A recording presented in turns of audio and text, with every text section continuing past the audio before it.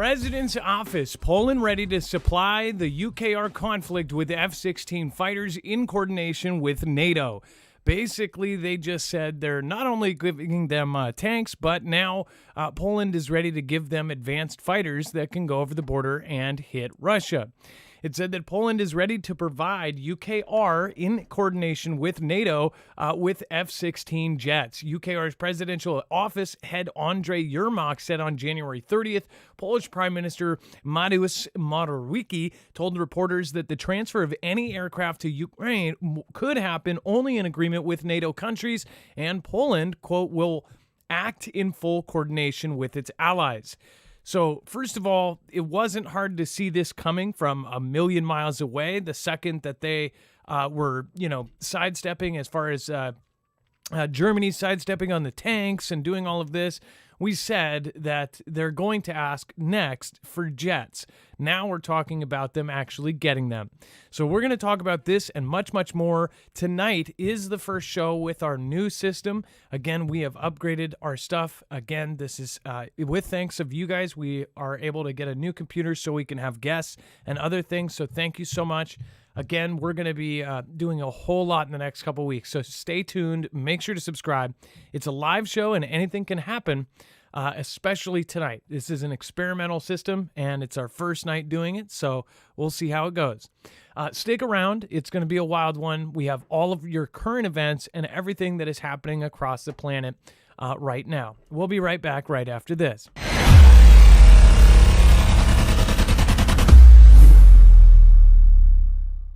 Nothing in this show should be considered legal, medical, or financial advice. The views of the callers can differ considerably and do not necessarily reflect my opinion, Dex's opinion, or anyone else who works with the show. You should always do your own research and consult with professionals. The internet is full of fake news, so please take everything with a grain of salt. If you have not already, it helps us out if you end up going through any of our affiliates, and it helps you out if you end up protecting yourself against cybercrime. NordVPN is one of the best and one of the easiest to use. If you do not have a virtual private network, it protects your IP address, which is your online identity, which actually connects to your real address and everything else. It also connects to you. If you know anything about how they are data logging and basically getting your profiles down, you can prevent that by having a VPN. Nord is, again, one of the easiest. Download it. It's like an on switch and off switch. All you have to do. Go to marfooglenews.com/VPN. Not only will you get a giant discount on this, but you will also be helping us. I appreciate your support, and I appreciate everyone that goes through any of our affiliates. Can't say thank you enough.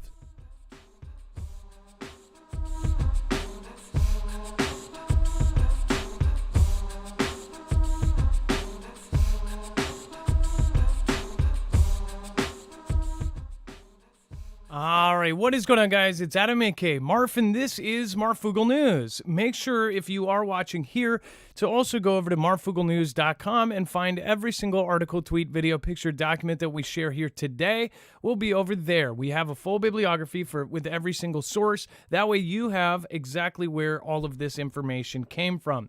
Now, when you go to the website, it's very easy to navigate. It is all done by thumbnail. You'll just look at "This is going to get bad soon." And then, of course, when you go to the website, you'll see it's all up there. Not on top of that, once you hit a yellow bar, that is essentially the web-only content, you will see that every single article, tweet, video, picture, document that we are not showing here will be there as well. Now, again, at the very bottom, there is some really, really hot stuff tonight, so do not miss that. Also, suggested watching. I actually talked to Rhiannon, a good friend of ours and Foogle fam, about it's so weird that this American Blackout movie, which is a couple years old, is actually getting suggested a lot, and it's popping up a whole lot more. Obviously, people are talking about the grid going down, but I just thought it was funny because I ended up watching this for the second time yesterday, and it was on autoplay on Disney+. It actually happened and played automatically after a Penguins National Geographic movie. And then once it started, I, of course, watched it a whole time through again. If you have not seen this, it is an eye-opener, and I think everybody should see it. It's not going to be exactly what it's going to be like when a blackout happens, but it is pretty dang close in some regards. It shows basically If you wanted to say predictive programming, this would be predictive programming and a half. This literally shows like a mock scenario where the grid goes down day by day, how bad it gets, and kind of the process. It shows people stuck in an elevator, and it follows multiple people through different scenarios. Somebody trapped in the elevator actually had it kind of the worst off. In the first 3 days after our grid goes down, that is going to be a really, really tumultuous time, and people are going to start to freak out, especially if we have what they are saying is a probability at this point happen. So make sure to go watch that. If you don't have the ability to, I think it's definitely worth it if you want to rent it. I don't think it's very expensive on demand. It might be $3 or something like that, but it does use real news reporters, and then they essentially play it out like it's as if it's real. They even have actors play out, the prepper versus the pretentious prick that's in the penthouse. So make sure to go check that out. I think that people should watch it because it does use a lot of real stats and statistics going into it about how unprepared people are. I think it's a really great one. So let's bring in my co-host / internet brother, Dex James. What is going on, and how are you doing tonight? Hello, Adam, and hello, Fugle fam. I'm doing just fine. So just to confirm, is everything running okay? Does the sound okay? Is everybody, again, I don't have, I had to ditch the old pop filter, so I'm going to try to keep my distance. I'm going to get a different pop filter for this, but I didn't do it. It's not a new mic, but it is, the thing died. I don't know if you guys saw my old setup, but it was literally duct taped all the way around the pole to keep my mic up. So that is gone now. So hopefully we can make this work. All right. And then everything is coming through clearly on this end. Okay. Adam. All right. The only thing is some people are saying the video is a little fuzzy. I don't know if your focus is off or not. Okay. Well, like focus, or let's see.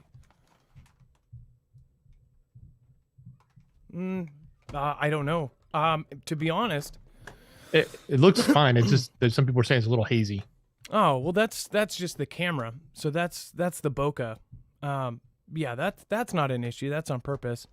Okay, so let's go right back into the news. And then Dex, actually, do you want to comment? So now Poland, I mean, this is exactly what everybody called. Everybody saw this happening. It wasn't even just about the tanks. And now most people are saying in our community, the tanks are going to be destroyed almost immediately. And now they're going to the next step, which is jets. This is a huge escalation, and it's obvious that this is not going anywhere anytime soon. This is something that NATO is getting fully involved in, and most of us believe is already at war with Russia. But what do you think about this first piece with Poland? Well, my first reaction is anybody that's willing to give it up is obviously looking for new equipment. That seems to be the status quo here. Give up your old stuff, buy new stuff. But then the flip side is who's going to allow it? Like, is NATO actually going to allow them to do this? Will the U.S. allow it to happen? It's kind of a big request. It's interesting that Poland's willing to do it, but I'd be shocked if NATO gives the approval, or if the U.S. gives the approval, because it is that's a huge step. I mean, we thought the tanks were a huge step, and they really were. So I could only imagine, if we start sending over, F-class fighters, that's a big deal. Huh. Well, so as far as like F-16s, that Russia has not even brought in their advanced fighters into UKR yet. They did one recently where they took some sort of plane, and I can't remember what kind it is, but they haven't even brought their advanced jets into UKR. That shows how much they're holding back. Now, they framed it as if, oh, well, they don't want to go over because they don't want to lose all of their jets. I think media is portraying this conflict way, way off. And again, this is something that many agree with me as far as they believe that the media is not telling the truth when they say that Vlad is basically losing horrendously. I do believe that that Russia has made some serious, serious mistakes. But if you went play by play, if you had media covering, say, World War II, you would have seen the same exact thing.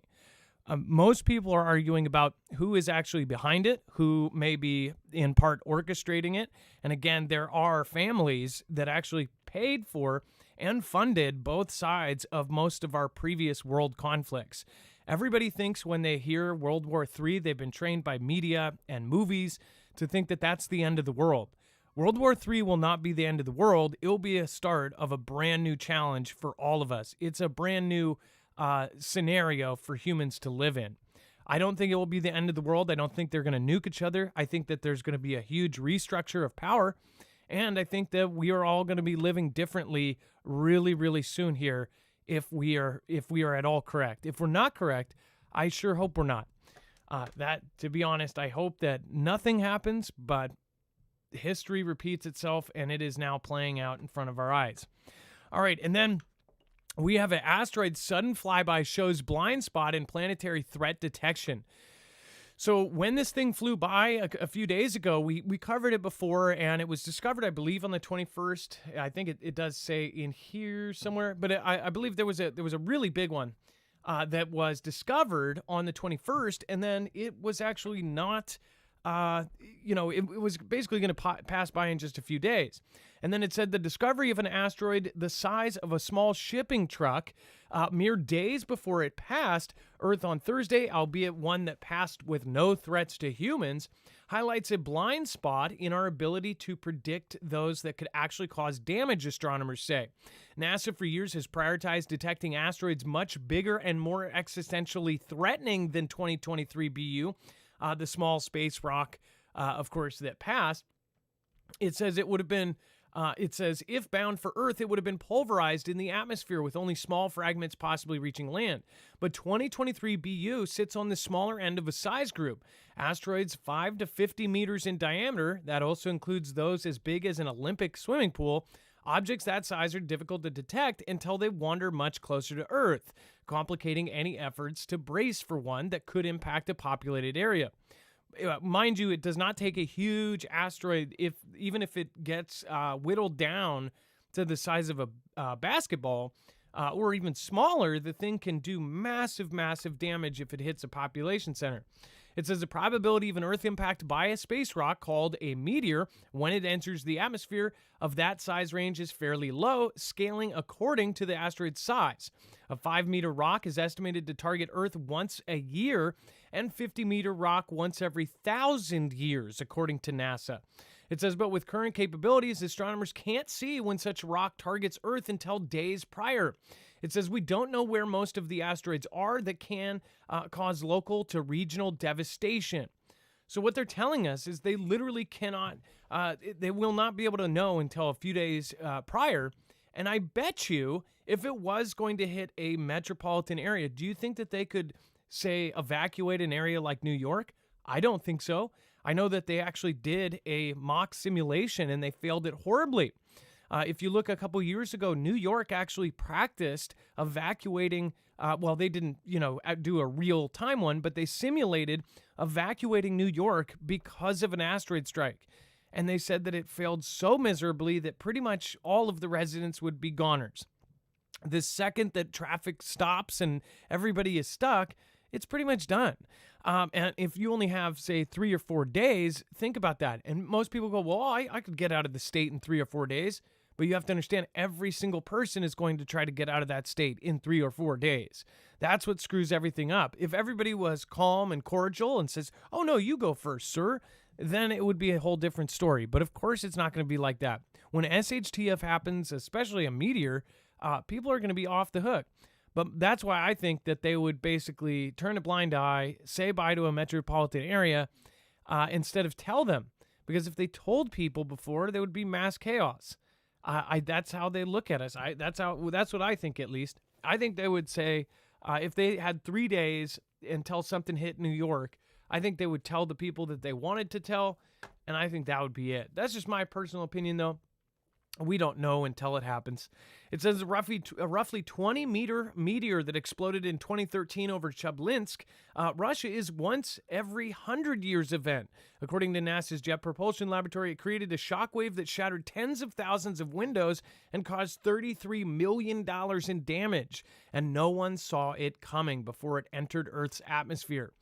So another thing with that whole thing, that was pretty shocking. If you remember the video, people really just kind of see that, and especially if it's not where they live, it just kind of fades away.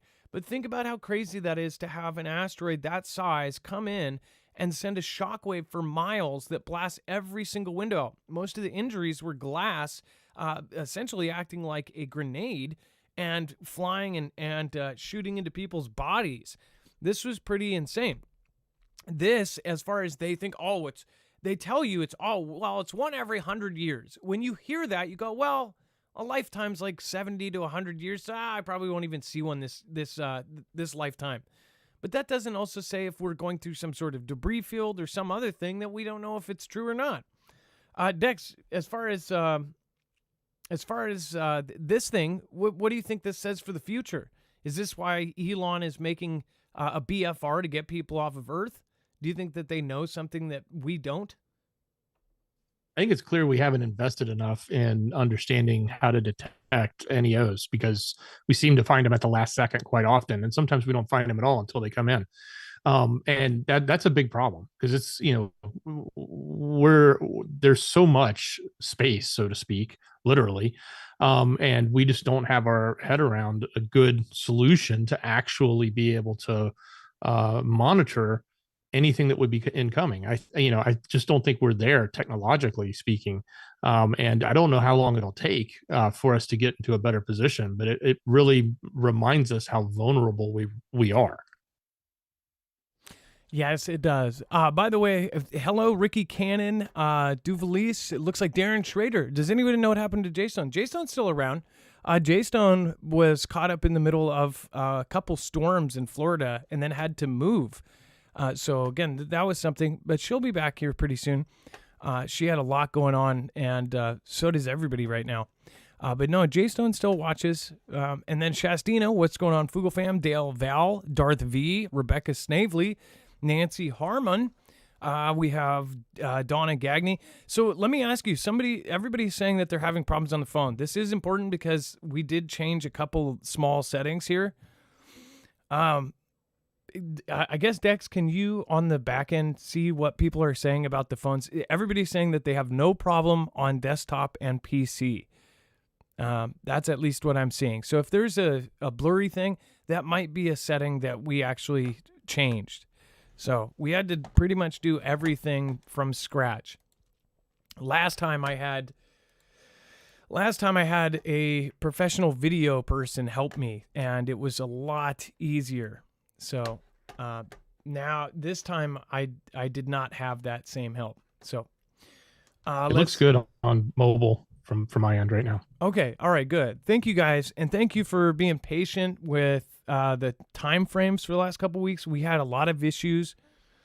I'm going on we're now on PC number 3. So thank you everybody for being patient. This one should be able to have guests and have no slip ups. We were having a lot of freezing, a lot of frame rate drops, even though we have the internet speed to do all of it. So thank you guys for being patient, and thank you guys for supporting us so we can do stuff like this. And then NASA sending ship to asteroid worth 70,000 times more than the global economy. Okay, so first of all, you guys, most of you know my opinion on this.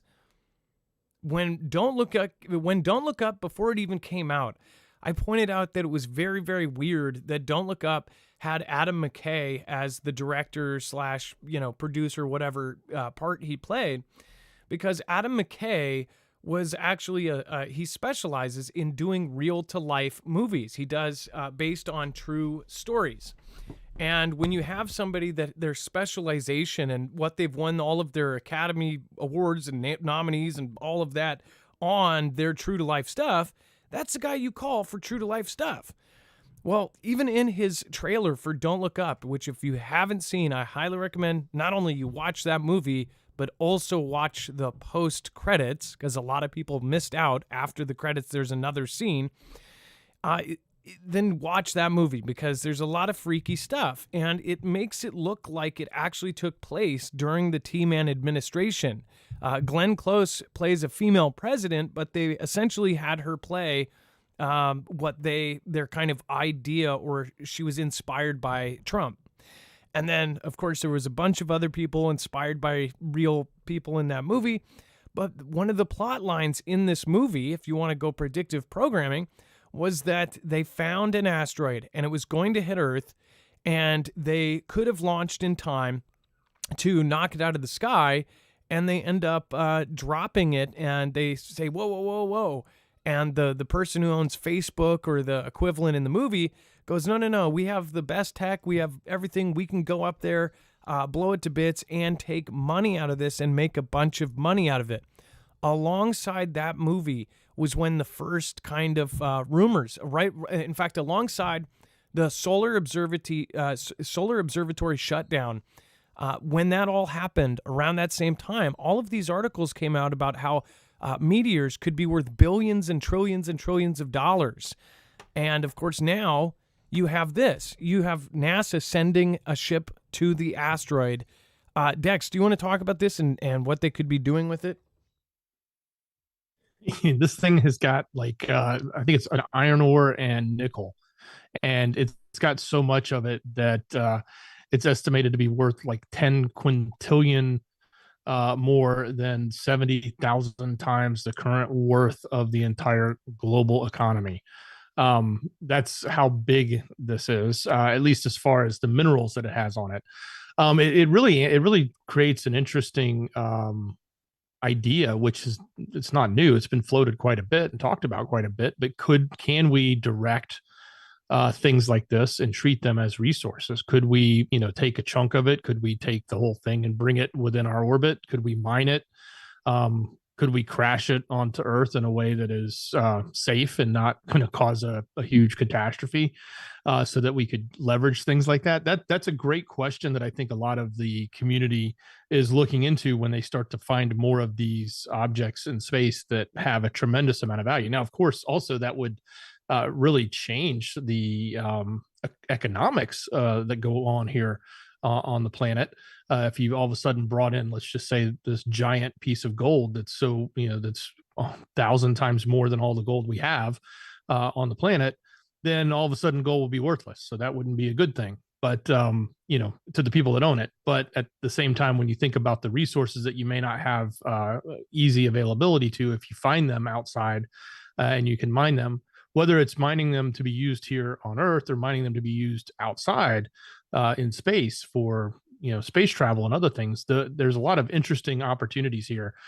This is pretty far-fetched right now. At the moment, they're going to do their best to get to it. We've just recently been able to put crafts onto moving asteroids and have them explode on them, or take samples and fly back. There's only a few things we've done. We haven't gotten as far as mining and redirecting, at least in the sense that it would make sense for something like this. But if this sort of paints a picture of where the future may be going, and you think about, you go back to the days of mining in the Earth, and we start thinking about what does space mining look like, this very well could be what it looks like in the near future.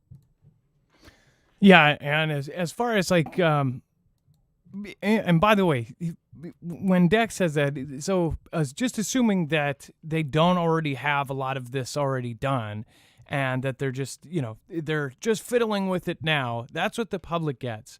I just wonder, there's been a lot of launches, and we even did, I don't know if you guys remember this, but there was Atlas. Wasn't it Atlas that burst up into pieces? Right? It was Atlas that got split into two, that had the double tail. There was an asteroid for a while that everybody could look up a few years back, and this was around the same time period as well, where you could visibly see it. I ended up driving like 2 hours out to the middle of the country to see it, and I ended up getting a bunch of awesome pictures. Well, it was like on a Monday. They said that it was going to be so bright in a few days, or in a few weeks, it was going to be so bright. It was going to be brighter than the moon's light in the sky, right? And then all of a sudden, On like a Wednesday, 2 days later, they say, oh, it's now busted up and it completely broke apart. This is something that was supposedly, possibly trillions of years old, billions of years old, been going around the place forever. And then, as us little humans, our grain of existence in time, this thing has been going in space. As we're watching it, right after we find out, right after they show us, all of a sudden it splits apart and it busts up. That was weird to me. And then you go on how fast a rocket goes, or the very fastest estimated our rockets go. Dex ended up having some help back then, and we had a couple people look at what time frame it would be for a rocket of ours to get there. And when you went back from when that thing busted up, and you go back the time frame of how fast a rocket would fly, there was actually like 3 launches of secretive, top secret classified loads going up from SpaceX. So it was just weird. They, of course, have Hammer. And like I was talking to Dave, my friend, the other week, and I said, they didn't develop Hammer for no reason. They usually develop these things, hypervelocity asteroid and emergency mitigation vehicle. Basically, it's a nuke on a rocket. Hammer, Dart, all of these different missions. I think something's up here. If there was something that was just right on the other side of the veil that they weren't telling us, this is a possibility in my brain that maybe, just maybe, they know, and by they, the people in top charge, and they have covered up some sort of massive thing here. And there's more to this. I've done videos that kind of go over all of why I think that, but that would explain why they're trying to change us rapidly and put us all into smaller places and come up with mass fatality tracking systems and everything else would start making sense if there was some sort of apocalyptic event that they knew about that we didn't. What do you guys think, though? I know that sounds crazy. You're right. It's okay to be crazy here. And then Israel appears to have been behind drone strike on Iran factory. At least that's what the U.S. official says. Dex, so this was a pretty... We've covered the tit for tat over the last week. Not many people pay attention to this, but this is a flashpoint for World War III. And now there have been even more kind of more evidence that, they're directly going at each other. So this, there's a couple things going on, a couple layers to this. We've got the I country producing weapons for Vlad, both ICBMs and, or I should say, cruise missiles, not ICBMs, and those drones that are being used, as well as other things. And that's been part of the problem in UKR is in the West has been trying to stop that from happening. We've also got who's always been sort of at conflict, so to speak, at least of words, with the I country over their advancement of their nuclear capabilities. It's been estimated recently that they're up to, the ability to make 4 or more of these of nuclear type warheads from the enrichment that they've been doing. And that poses a big problem across the ME. Even Saudi said, hey, if they get them, then we're going to get them. All bets are off. We're not going to, if they have them, we're all going to have them.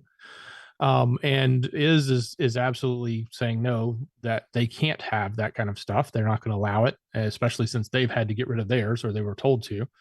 And then we've also had the drills we just did, one of the largest shows of force in that area between the U.S. and that was specifically around going, and the drills that we always do there are typically around going after the I country and taking out either their nuclear enrichment programs, their nuclear stations, or any other key infrastructure around that.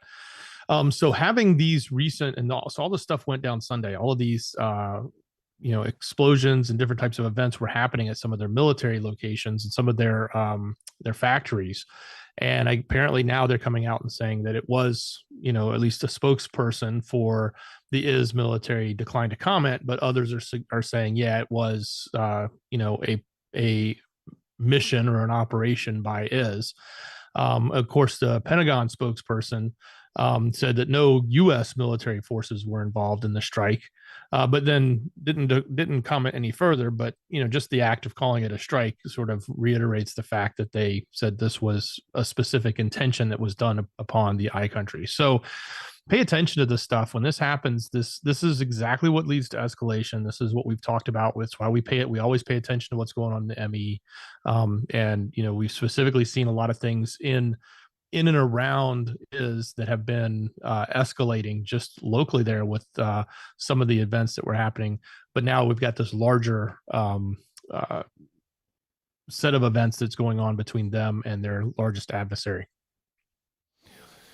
And of course, they have a Iranian-backed murder for hire group behind Brooklyn assassination attempt. The stunning details into the attempted murder of Masih Ajinanad at her home in New York City represent an alarming rise in nation-state-backed threats to Americans, officials say. So whether this is, we never know the true story on this. There's, of course, all of the 3-letter agencies and 5-letter agencies and all of the crazy agencies involved, and spy movies are happening in real life every day. What's his face? Abe Shinzo getting taken out with a handmade shoddy, and they said that whole story was bunk to me, but... So, prime ministers getting attacked and getting taken out, and you have leaders of third world countries being taken out by, mercenary groups and all these different things happening all over the world. Well, they said, the DHS said that all of these things would start happening, and there was all these threats against Americans and nation state politicians that are here, embassy workers. All of these different people were given memos over the last 2 years. Now, they say that this, obviously is possibly an Iran-backed one, but they are now saying that there's a bigger kind of story underneath this. Whether it's true or not, I would say this is definitely something easy to put out right before somebody else perishes and say, oh, it was this or this or that. It says 3 men who belong to an Eastern European organized crime group are now in custody and have been indicted in the Southern District of New York. The department announced Friday morning for the plot to take the life of Masih Ajinanad, an American citizen, author, and human rights activist who has emerged as one of the most prominent expatriate voices in support of ongoing women's rights in protests against the regime in Tehran. It says the brazen scheme involved at least 3 men with personal ties to and the violent Eastern European gang, including one Khalid Madiv, who reportedly stalked the victim's house and returned on several occasions in an attempt to carry out the assassination with an assault-style rifle. What's trippy to me is if this is accurate and if this is true, just imagine being a woman who does this kind of stuff. You're a public figure, and there is literally somebody driving by your house, walking a dog outside your house or something. That's freaking scary. Dex, this is kind of this is on par what we thought was going, or at least what they said was going to start happening, and now there's a bunch of them. Just like this is like 14 in 3 months or something related to this country. It's like this is something you would see out of a movie, and now we're seeing it. This is going to be the norm, or at least that's what they're telling us. And when you have a nation state acting inside your country, don't get me wrong, we probably do it all the time in other countries, and a lot of other countries do it all the time in other countries. We just talked about is doing it to the I country, but at this type of thing, it's just not something that's the norm for the U.S. and the U.S. citizens. So when we start to see this happening more and more, it does, if that's exactly what it is, then it certainly can bring about a totally different paradigm for what we're used to. And, maybe it's common in other countries, but, having nation states come in and do thy bidding inside our borders against people on their own, which obviously is breaking the law. You can't just do that. But to see that happening more and more, I guess you sort of got it with organized crime. You get it, in other areas, in cartels and such.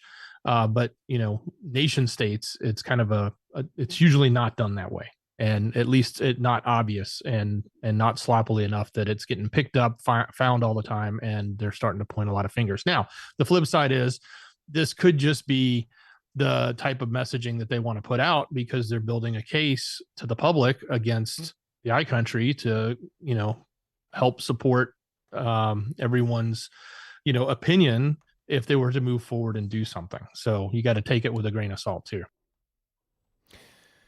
Yep. So we'll see what ends up happening in the next few months. There was another memo that went out. What was that, like 2 weeks ago, that said that specifically that country would be involved in some form of mischief or another. Before we talk about, the U.S. General warns British Army no longer among world's top tier fighting forces, I do want to remind you guys, if you haven't already, make sure to go over and check out Energy. I am really excited. I actually have been waiting for my Kodiak X2, and I'm supposed to get it tomorrow. So I'll be able to tell you more about my thoughts on this. Of course, I already have the Flex 1500. The Flex 1500 is the system I definitely recommend 100% because it has gotten me through tons of absolutely nightmare scenarios already. We already had a 2-day in a row power outage here.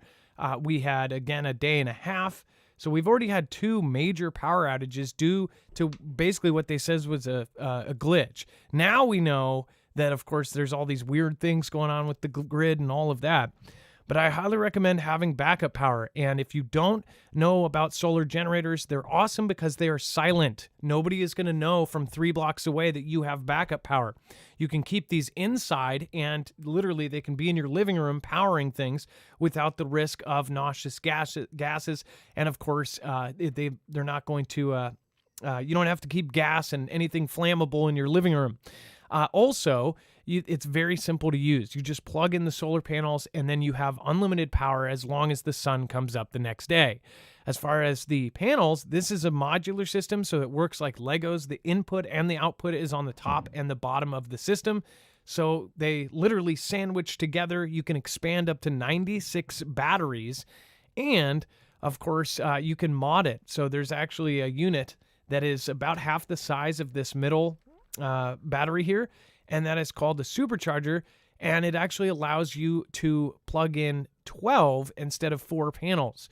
That basically triples your input and triples the charging time and cuts it into a third. So go to marfooglenews.com/energy. If you use the code Marfoogle, not only will you give us a credit and give us a small commission, but you're going to get a huge discount as well. Supporting affiliates like this, we make sure that we are picking the best of the products, something that's going to be an investment, something that is going to last you a very long time. That's why we've picked Energy. And again, this is one of the best. There is a waiting list on the Flex 1500. As far as the X2, you will get that much sooner. But again, it depends on what you need. There are different purposes. That's a built-in. So again, I'll tell you more once I get it. Again, I'm really, really pumped. I've waited now a few months, so I'm waiting like everybody else. Lithium is the problem. It's not the company. It's not the build time or anything like that. As they're getting lithium, which now everyone is fighting over lithium, nation-state actors are fighting over lithium, and countries are fighting over lithium. Because it is now being the forced future we're in. So make sure to go get it. And then as they get the lithium, they build it and then they ship them out. So get one of the best if you're going to get it. Don't get a YouTube ad generator that breaks down in a week. All right. And then that's marfooglenews.com/energy. That helps us. We're independent. We don't have any multi-channel network, and we don't have a billion-dollar company behind us. We have you guys. So thank you. And then U.S. General warns British Army no longer the world's top-tier fighting forces. So I've talked about this before when everybody kind of says that, it's not just the U.S. that they would be fighting with, Russia and China and all of this. It would be the rest of NATO. But the U.S. really is the most powerful military. And then when you get into, say, calling the British Army not even a top tier, you subtract one of our major kind of allies as far as our strength numbers. It says a senior U.S. general has recently warned that UK Defense Secretary Ben Wallace that the British Army is no longer considered to be among the world's top-tier fighting forces, according to a Sunday report. It says the source told Wallace that decades of cuts to Britain's military defense has eroded the country's fighting capabilities. So this wasn't just happening here. We saw our presidents cutting things left and right. In fact, 2 presidents in specific, both times, have cut just really, really important things. And I'm just like blown away. Meanwhile, again, the rest of the world is not cutting their funding and basically tripling their GDP spending on military spending. It says the source is quoted as saying, bottom line, it's an entire service unable to protect the UK and our allies for a decade. It says another reportedly said that there was a greater sense of urgency for the UK to revive its military in the wake of Vlad's ongoing military aggression against UKR. It says Sky News report offers details of the UK's military to paint a picture of what the country is up against. For example, the majority of its armored vehicles were built between 30 to 60 years ago, and full replacements are not due for years. The U.S. general is said to have told Wallace that the UK military is not a Tier 1 fighting force like the United States, Russia, China, or France, and is barely in Tier 2. So he's not only saying that it's not top tier, it's like down a couple. It's like the bench kicker that sees one game a year. It says the need for the UK to modernize its military comes even as the country has pledged to continue supporting UKR in its fight against Russia. Earlier this month, the UK pledged to send UKR tanks after Kiev again fell victim to the missile strikes, which they ran out of missiles for, apparently, but then kept not running out, and as heavy ground warfare continued in UKR's Donbass region. So again, a lot of the news that's come out recently has basically painted Russia as not as bad of an army as they said in the very first year of this propaganda. And then Dex, do you want to comments on that? And then China urges Kevin McCarthy to avoid repeating Nancy Pelosi's trip to Taiwan.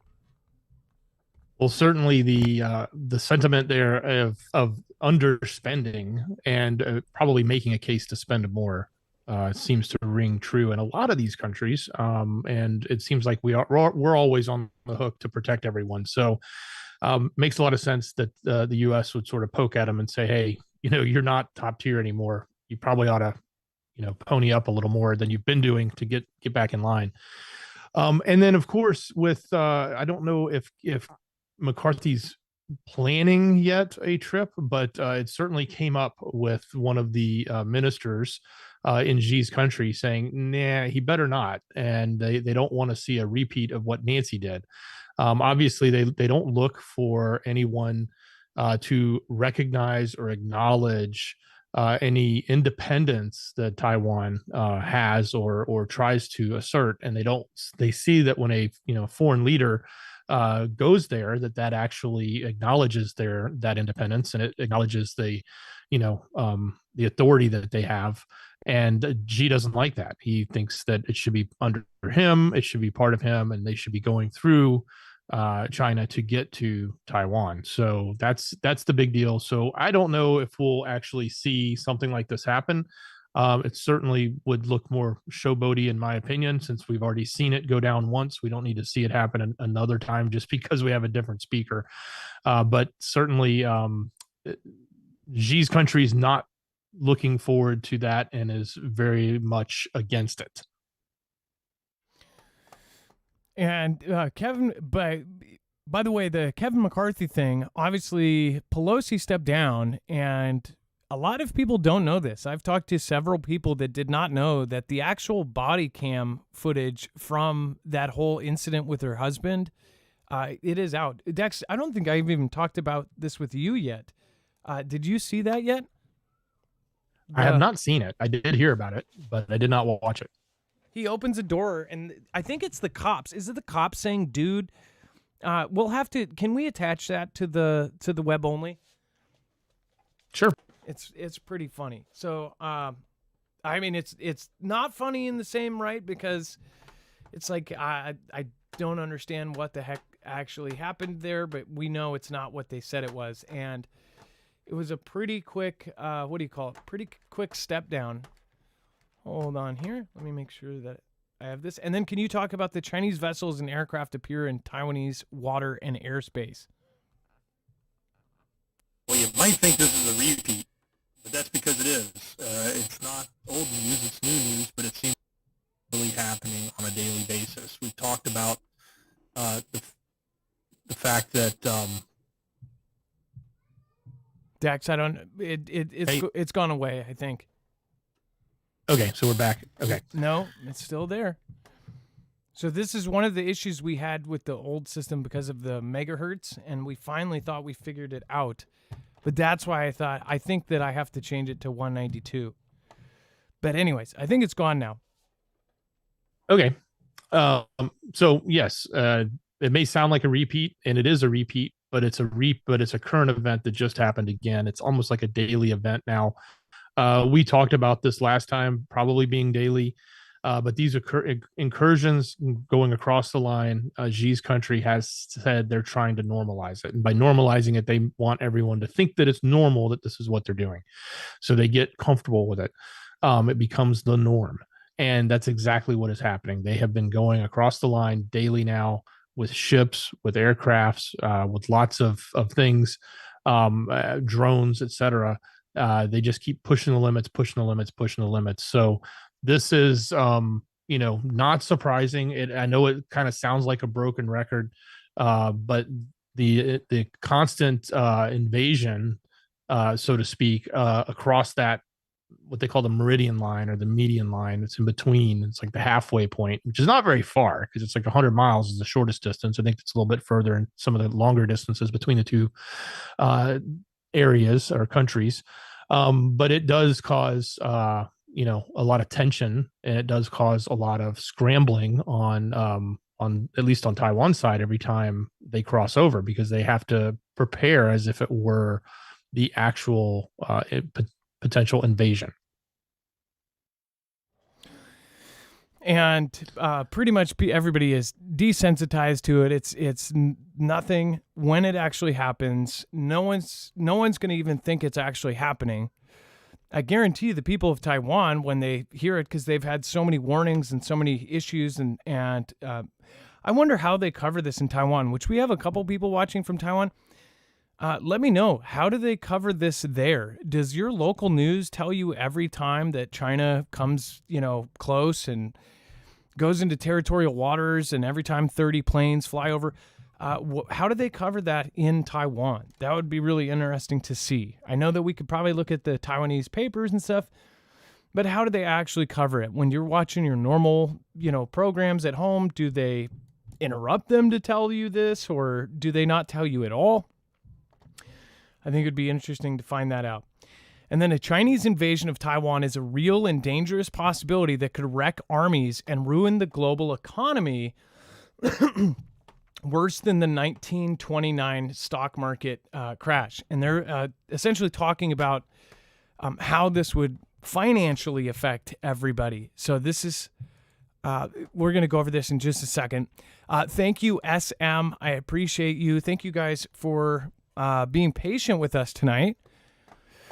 We're on a totally new system, and we're trying to add to some stuff for I'll just surprise you on that stuff, but there's some cool stuff coming.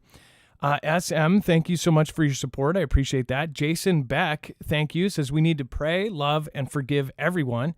Jason Beck, I agree at some point, but that's how I thought when I started YouTube. But man, some things are just pretty horrible. Reverend Brian York, good to see you back. Thanks for all you do, Adam, Dex, and mods. Much love, fam. Reverend Brian York. And then Joseph Newhouse, hey there, I hope everyone is feeling good. I made a video with Ann Connolly, Yo-Yo. This girl's snapped on TikTok recently. Oh my God, anyway, I featured 3 videos at the end, including you and Jacob. Well, Joseph, I'll check it out. And then U.S. Army retired. I'm back, widowed now. Good to see you, Adam and Dex. I'm armed with an angelic wife. U.S. Army retired. I'm sorry to hear that, and I'm praying for your wife to be watching over you. That's really unfortunate. Thank you for your service. And then grace for you too. So grateful for the Foogle fam. Thanks, Adam, Dex, and Mods. Joanna's Adventures, which thank you for the super sticker. You also asked, what is a mod? The mods are the folks that are in there watching and handling the chat. Some of the main rules, which when you go into the chat, it actually gives you those rules. Don't talk smack about other people. Don't talk trash about other creators, and don't, argue with people. If you want to politely, list your opinion, say it like that. Well, my opinion is this, and that's pretty easy. You can pretty much do whatever you want as long as you're not putting somebody else down. American Blackout and Blackout UK are mandatory. So I haven't seen Blackout UK. I don't know if that's their version of it, but man, American Blackout, that should be a mandatory watch because it does wake up people. Like I said to Rhiannon, her husband is ex-military, and he actually was the one who turned her onto that, and it woke them both up. And they're already preppers, and they said that it was a pretty big deal. Because it goes through some of the things that you don't think about, and it shows you a visualization of it. Spell Check called you Mary by accident in the first super chat. Thanks for all you do. Dr. Casey, no worries. I get called Mary all the time. And then Elizabeth, thank you so much. Kay Holmes, thanks Marf, Mark. Dex and Foogle fam, lots of love. Carol McLean, thank you for being the first out of the gate tonight. I appreciate that. Thank you, everybody that is being patient with all of this crazy stuff. I know it doesn't look that different, but you'll see. We're going to add a top down so you guys can see. A lot of people don't understand how the Shoutro even works. So there's going to be a top down camera so you can see that it's, I think mainly people don't realize that it's not supposed to be super, studio quality or anything. It's made on the spot. Anyways, a Chinese invasion of Taiwan is a real and dangerous possibility that could wreck armies and ruin the global economy worse than the 1921 stock crash. So Dex, how could this ruin us worse than the stock crash? Obviously, China being involved in it, and if the same thing happened to China that happened to Russia, and if we separate from China, how is that even possible? I don't think most people realize how connected we are and how much everything around them is made in China. Infrastructure parts, everything. You're walking down the street and there's most likely something that was made in China under your feet. It's nuts. Is that how they are saying that it's going to affect us, is basically us being cut off? Well, it is nuts. And it's basically what they're doing is they're looking at that report that came out that talked about how the conflict would go down, who would win, who wouldn't win, and what the losses would be. So when you break down those losses, that's one thing. And then you look at what's left of the country of Taiwan, and they're suggesting that it's going to be in a state that's so difficult for them to even maintain basic infrastructures. Then you layer on somebody like TSMC, Taiwan Semiconductor, who makes all the chips, and what that effect is going to have on the global economy or all of the countries around the world that rely on the output of those chips for technology. And you will see basically this potential equivalent to a 1929 fallback where everything will depress because we won't be able to continue moving forward because it will take so long for us to recover from those losses. Not only the losses of life, but the losses of equipment, the expense that's going to have to be placed for all of that on both sides, the losses of infrastructure in the country of Taiwan, and then the loss of the manufacturing capabilities for the semiconductor business. And that when you put all of those things together, you're basically setting up a major catastrophe. And they say whether it's 2030, 27, or 2025, or even this year, experts say it could wreak havoc on the global economy and take a devastating toll on the militaries involved. The U.S., which has armed Taiwan with everything from air defense systems to anti-ship missiles to fighter jets, is not required to intervene. China invades Taiwan. But President JB, and they say it's about him, right, has broken away from strategic ambiguity and said that the U.S. would come to the island's defense if China invaded, meaning that if a fight breaks out over Taiwan, it would be it would get messy in a hurry. So he first said that he wasn't. Nobody knows if he's actually in their pocket or if they're in his pocket. But that kind of gives the credibility. If you do think he's in their pocket, then that would lean credibility into the fact that it might all be orchestrated, not to for one side to actually win, but to restructure global power. That's one thing that war is very good at. And not to mention, if you want to put in laws that will end up staying way past wartime, look at what happened during CV. There were changes made for the emergency that are now permanent. They changed the way that we shop. They changed the way we lived. But all of this was done under these emergency orders. When there was this big emergency, they can do pretty much anything. Under a wartime law, they could, literally take your farm and say, hey, this is our farm now. They could take your products. If you own a store and you have all sorts of food or mass or something coming in, they can go, nope, eminent domain, we're going to take that. So they can do a whole lot in wartime that they can't normally. And they could make permanent changes after the war is over and millions have perished. And you're like, well, don't they care about the millions that will die? Do you think they care about the millions that would die? Do you think that they care about anyone other than their own circle and their own family? Do you think they even care about their own friends? Probably not. We're dealing with people that are disgusted by regular people. We're talking about people that would never step into a Walmart. They wouldn't even be seen. If they were seen, they wouldn't want the video posted. They wouldn't be seen inside of a Target. Or if they were, they would call it Target to make it sound like it's not Target. These are people that feel like we are the stuff that they accidentally step in when they walk outside their door. If they bump into you at the airport, they're frustrated. I don't think they care about us, and I think that even if it is orchestrated, something like this is going to happen to restructure power if we don't see another disaster do it first. We'll get to the 93% of experts go over. And again, this is something that people are just missing. People aren't talking about this, and it's one of the biggest things that's happened in the last few weeks. 93% of the cyber experts at Davos say that we're going to have an extreme, we could have the instability that would lead to an extreme, catastrophic cyber event. Think about what is happening. Think about what they are setting up for right now. I mean, there's a lot of things that go along with this that are very creepy. And then Boris Johnson says Putin threatened to target him with a missile attack. What? Dex, what does he mean? Like actually targeted his house with a missile attack? And this was obviously when he was prime minister, right? Yeah, so this was right before the invasion and just ahead of the invasion on February 24th.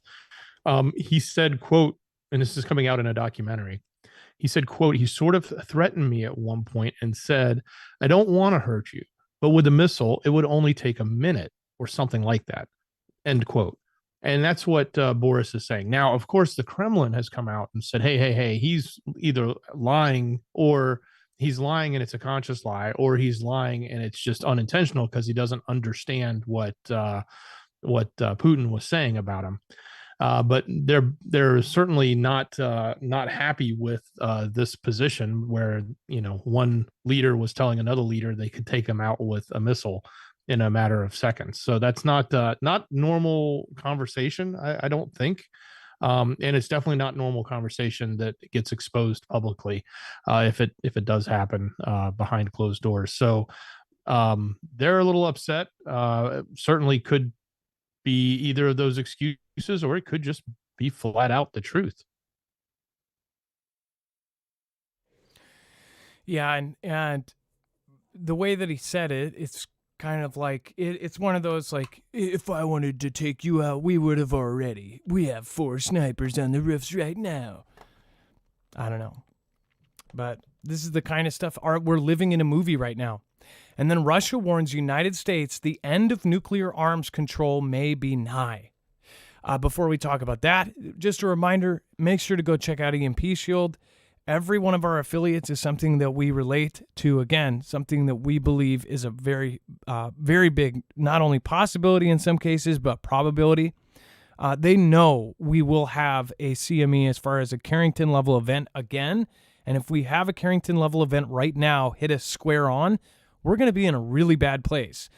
They say it happens on average every 140 years. It's been about 150.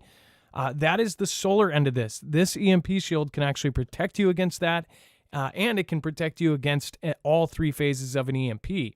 So if you do want to go check it out, go over to marfooglenews.com/EMP. It can be wired into your car in less than 15 minutes.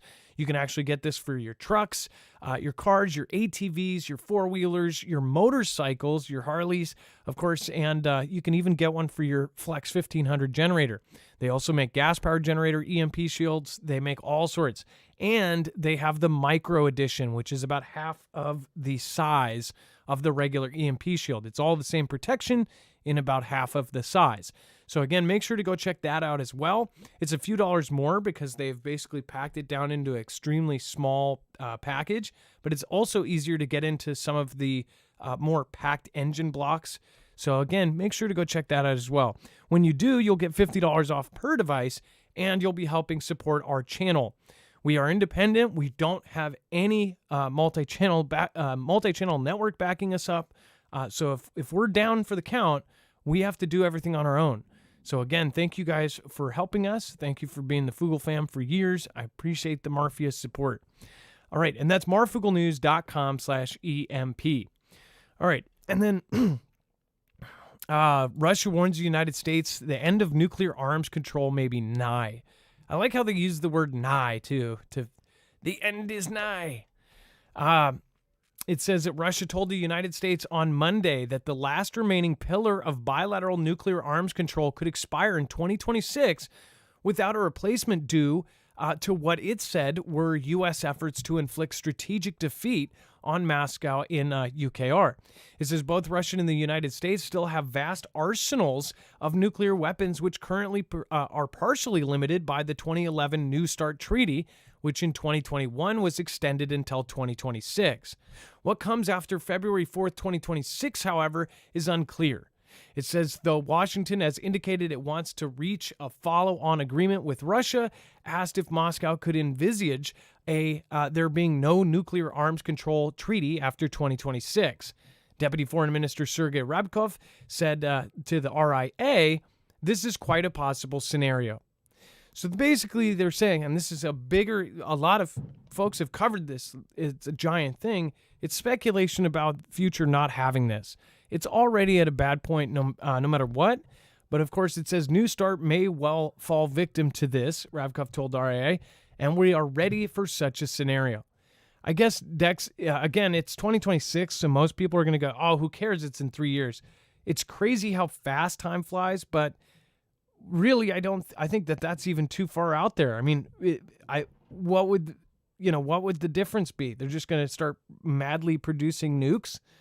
I mean, well, let's not forget they already have more than we do. Yeah. They've already been producing not nukes but hypersonics to carry those. So they've been advancing their technology quite rapidly, just maybe not creating more of the actual nuclear components. But it sounds to me like they're going to just start ramping that up, because if they're not going to hold to these treaties, then why wait till then? They could go ahead and start now. Yeah, and again, we've supplied a lot of money and millions of dollars, billions of dollars at this point. A lot of people are asking for a refund. I think we read something that it's like however much we sent already, and that's not even, I don't know if that even includes the new thing, but each taxpayer is paying about $11,000 towards the UKR conflict. And then Russian company offers cash reward to first troops who destroy or capture the Western tanks in UKR. So obviously they're making it pretty clear, like once those things hit the battlefield, they are just going straight for them. Many in our community have said, like, these tanks are not going to last long. They're going to take them out almost immediately. The tanks aren't going to change the kind of that's the reason why most people think it has to escalate at this point. It's not going to change the makeup of, it's not going to give them a victory. And it's almost goes back to what Putin said. He said by giving these armored vehicles, and a lot of them were just transport vehicles, armored vehicles to bring soldiers right up to the point of it, and then they get hit and demolished. He said it's almost like they're extending the suffering of the UKR people. Remember, it's the UKR people that are perishing, unless they have NATO troops, they're already perishing, which, again, there might have been a cover-up a couple weeks ago, but they would rather have them perish than our own guys. Most people believe that this is a proxy conflict, and we're trying to basically do the most damage to Russia without using any of our own guys. But again, it says a 58,000 ruble, I believe that's ruble, bounty on Western tanks. Russian company offers cash reward to the first troops who destroy or capture Allied armored vehicles sent to UKR. And it said that it will offer 5 million rubles, or 58,000 pounds. Is that pounds? Or wait, yeah, what? That's pounds. That's 72,000 US dollars. The 5 million rubles is 58,000 pounds, 72,000 US dollars. To the first soldiers who destroy or capture Western tanks in Ukraine, after the Kremlin vowed that any Allied armored vehicles shipped to Kiev would burn. So they're, whoever the man, I would not want to be the soldier that, oh, you're assigned tank duty. Oh, great. There's literally a wanted dead or alive poster of that tank. Go ahead, Dex. Oh, and they also ponied up 15 million to the first Western jet. Now, obviously, those Western jets aren't there yet, but we see all the signs are pointing towards they should be going there because they're asking for it. Poland's willing to give it, and now Vlad's country, at least this company, is putting a bounty on that as well. So these are some pretty big bounties. Now, these are obviously coming from a private company or a company. It's not sanctioned by the military. I would actually think the military would frown upon this because it could incentivize soldiers to go rogue and do their own thing because they're worried about money, as opposed to following orders and staying in line with whatever mission they're currently on. So I don't, strategically, this doesn't sound like it's the right thing to be doing with your troops. But and on the flip side, it's also probably less about paying these soldiers for actually accomplishing this, and more about the sentiment and getting the message out that is, coming from their country, and how the country is unified, around this. And this is part of that, probably the entire Ganda, that gets pushed out of that country in support of their position, just like we hear the Ganda that gets pushed out on the opposite side. So we got it all flowing from all different directions, and our boots need to be pretty high. Yep, and of course the UKR situation report, Kiev improving airfields anticipating these modern jets. It's like it was like speculation before that they would even ask for it, and most of us, when the tank thing happened, they said, oh, well, next they're going to ask for jets. Then they didn't, and then it was like there was no fight. Once they said that they would give tanks, it was like jets were just like, oh, okay, sure. What is happening here? It just shows if you give them an inch, they'll take a mile. They watched how the public responded to the tanks, and they basically just, okay, let's throw in the jets too. Jets are a lot of money. And not only that, the jets from NATO and from any country, really, you have to think that these jets cost millions of dollars just to put up in the air. We are, if anything, even if you're not worried about World War III, we're talking about a financial situation here where we're all going to be put in the negative.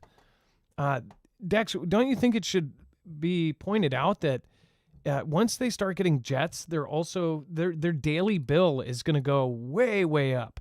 And that's not even including all the money that's probably being siphoned through and given away. I don't think they care about the bill. Because they just, they look at the rest of the world and say, you're footing the bill. So, send us more equipment, send us more money.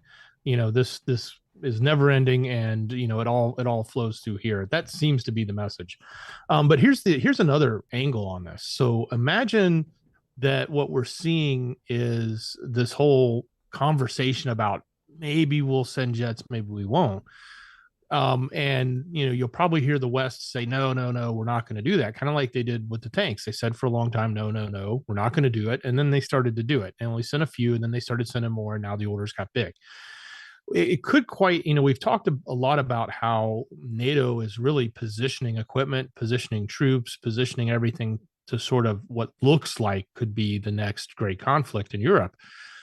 This could be a cover to get the runways expanded there so that we can bring in our planes, not to give them to UKR, but to bring them in as the events unfold, right?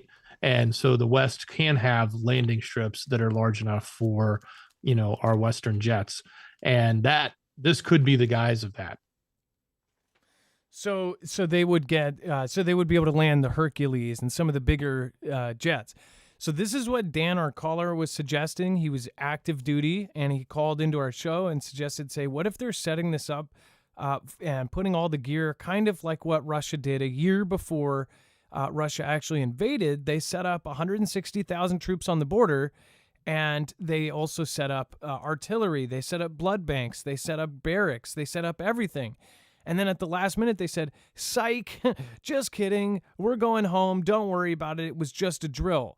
But then after that, you could see all of their gear, everything was left behind. Right now, they're saying that they're basically altering airfields for what? I think Dan is right. I think that they're getting ready for this to be our troops and NATO's troops in there instead of UKR troops. Honestly, I don't know how long even UKR troops could keep going. I mean, they are absolutely, and I don't believe the numbers that we're getting from any of this. So it's kind of a freaky situation there. So what do you think it is? Let me know in the comments down below. I'd love to hear from you. Thank you, by the way, over on DLive. Beer Juice, thank you for gifting a sub to Priscilla. Phil Billy, we have Kimbria, Zuby360, thank you for being here. And Scooby-Doo-Do-Right, thank you for gifting out Marfia badges. And Vicky K, thank you for the nightly stop by. I appreciate that. And let's see here. We have, SM and then Heath Spear. Thank you, guys. I appreciate that. Let's see. One Like Us has been watching your show for about a year now. Thanks for all the quality content you provide. Yes, when our show isn't dying or the battery's dead or my stage is falling over on me. Yes, it's quality most of the time. Heath Spear, thank you. Mystery School, liked and shared. Happy to catch a live. May all have a beautiful night. Much love, Adam, Dex, and Mods, and Foogle fam. Be good to each other, y'all, please. Well, thank you, Mystery, and again, same goes to you. Now it's back to Dex being way louder than Marf. Okay, Sackcloth and Ashes, thank you. I appreciate the feedback there. So let us know sound stuff like that because I control all of the sound. So if he's way louder, please let me know. Or if I'm way louder than him and I would trump him out, then please let me know. Thank you for the heads up. All right. And then Dex, Zelenskyy, UKR needs more weapons and faster. He is just, by the way, did you see the video of this or did you just read the articles? I did not see the video, but just looking at this picture, I'm just in my mind, I'm envisioning like the homeless guy in the corner holding up the sign that says like, we'll fight for your money and weapons. So send them all. Right. I mean, it's ridiculous. The level that they're getting at with just, like it's, and at the end of the day, we've said it all along. They won't be there if we're not footing the bill. It would have been over a long time ago. And the only reason they still have any sort of fighting chance is because the West is supplying them the equipment and the money. And eventually we're going to have to start supplying them the humans because they're going to run out. It can't go on forever. The money will run out eventually too, I would assume, or at least people will get tired and it will become one of those situations where, a decade has gone by and, trillions and trillions have been spent.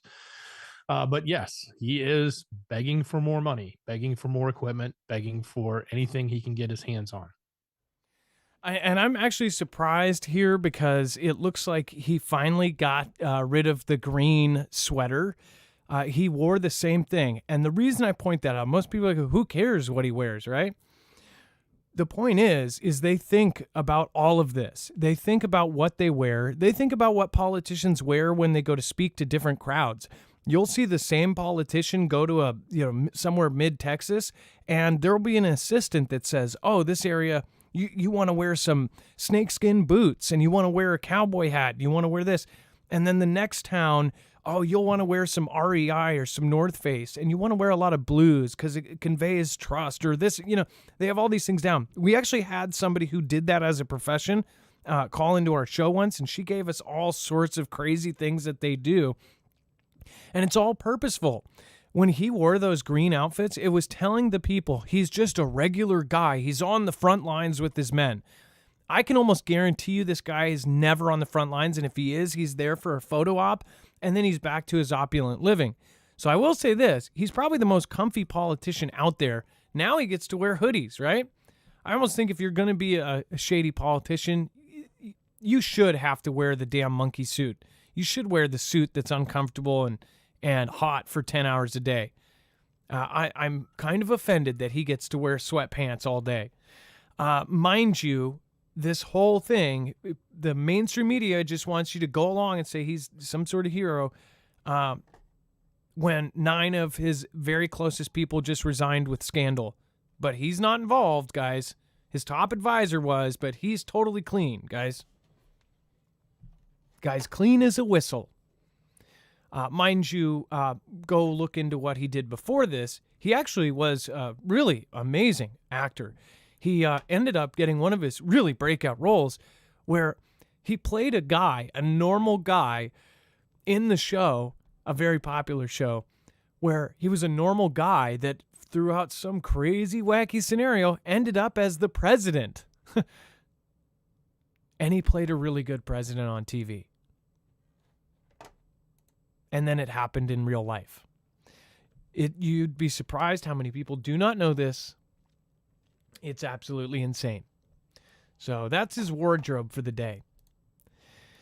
And then Putin mobilizing 200,000 troops for new invasion to topple UKR, and he won't stop, warns NATO chief.